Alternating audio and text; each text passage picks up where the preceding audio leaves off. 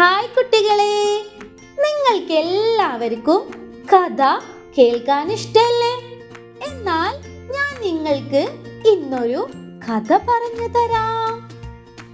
മാമ്പഴവും കുട്ടിയും.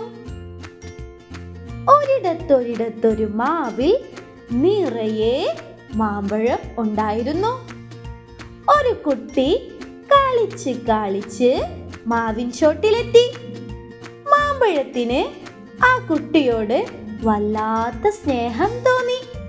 മാമ്പഴം സ്നേഹത്തോടെ ആ കുട്ടിയുടെ മുമ്പിലേക്ക് വീണു.